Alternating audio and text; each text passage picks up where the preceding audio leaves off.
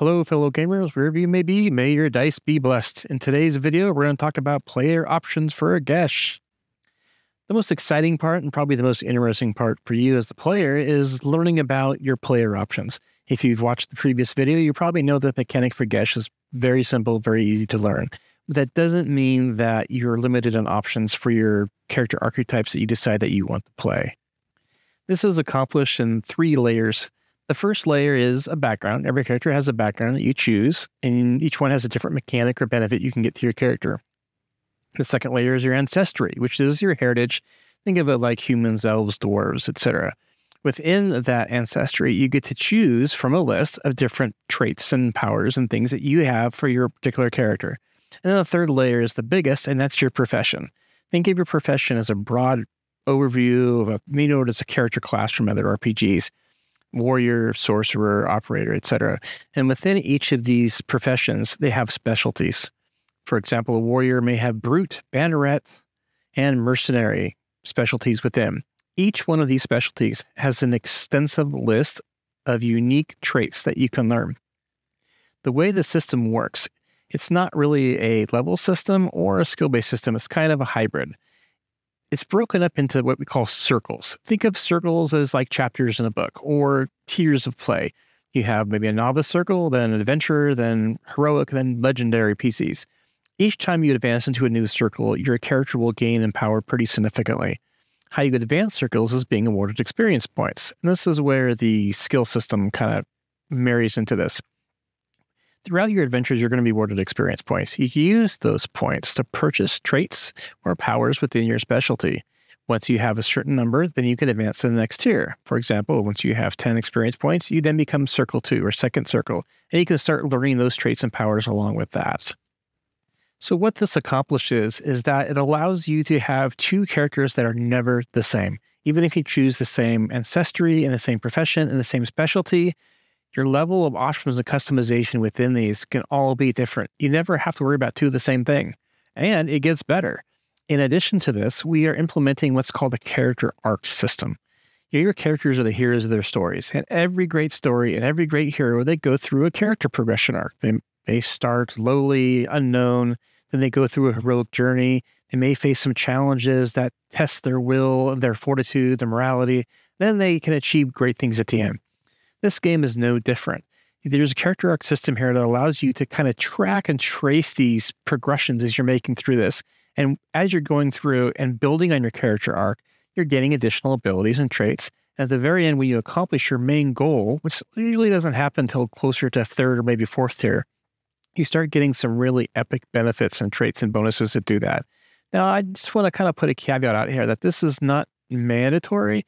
Some folks don't feel comfortable doing a lot of role-playing in that type of aspect, and that's okay. And you don't have to role-play everything out, and you don't have to tie to your character arc verbatim. One of the great things about character arc development is that sometimes you have setbacks, but you're not punished for having a setback in the system. Rather, that's treated as an opportunity to expand your character arc, maybe go down a different path, and then build upon that. But getting back to the options and flexibility for a bit, one thing that I'm really excited to have gone through and developed, and the playtesters have had a lot of excitement for, is the different types of abilities and powers that your characters have. As you can see from this slide here in this picture, martial characters are not just, I attack, I'm done. I attack, I'm done. There's been a lot of criticism for other games that mundane martial characters are kind of like stuck. They just don't do much. And that's great for players that don't want to have to deal with that. But for players that want options, every martial character in this book has the ability to do maneuvers, and there are several maneuvers they can choose from.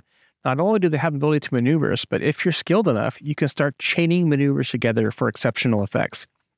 That's been a lot of fun for a lot of players going through here, is the maneuver chaining and performing some exceptional, super heroic things that you may find out of an action movie or fantasy movie or something to that effect.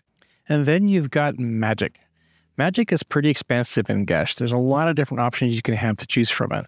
Probably one of the more basic forms of magic is sorcery magic, and that's what most folks are probably familiar with the most. You channel elemental energies to perform certain effects. So the way it's broken down isn't really into, here's 20 spells at 1st level, 20 at 2nd level, or whatever. And instead, it's broken down into 4 different tiers, and each tier, you choose what kind of effect you want to have. Duration, area of effect, range, etc.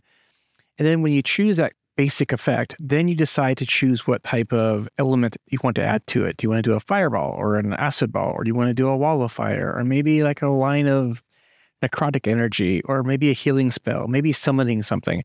But it's really designed to be simple and pretty easy to learn.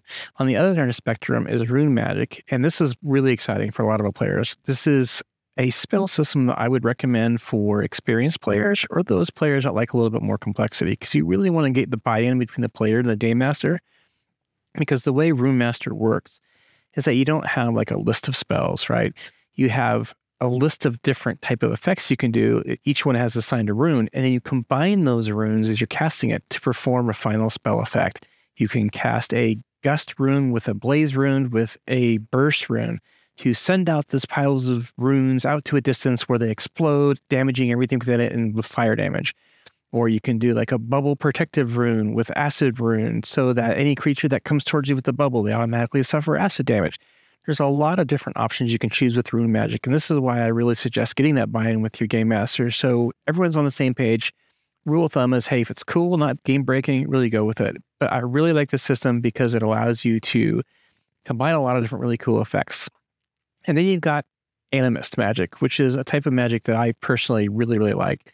You have a collection of spirits. Like everything has a spirit, whether it's a mineral or a plant or an animal. And you have a representation of that animal, plant, or mineral, either a carved, totem or a tattoo or where you may have it. And each one has a passive effect, minor effect, and a major effect that you can use. And you summon the spirits forth to do this magic. Arcane warriors are another spellcasting class, kind of a hybrid between warrior and caster. They actually power their spells through the energies that they collect throughout the combat encounter. The longer combat goes, the more powerful the arcane warrior can get. And then you've got other classes that don't really use magic per se, but they have different supernatural effects, like the symbiote, which is your shape changer class. Another favorite class of mine is the Packmaster, which is your pet class, but there's a lot of different options within the Packmaster to be able to manage from low-level pets, or maybe you want to have one powerful pet. It gives you the option to choose what type of classes and pets that you want to have with a particular occupation. So that's just a real brief overview of how the PCs work in this game. I hope you enjoyed this video, and check out further videos for further explanation on how GEAS works.